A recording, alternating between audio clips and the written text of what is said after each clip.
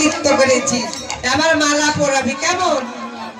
চম্পক ললিতা সই চম্পকের মালা লই, হরে রাম হরে রাম রাম রাম রে হরে। চম্পক ললিতার সই চম্পকের মালা লই, হরে রাম হরে রাম রাম রাম হরে হরে।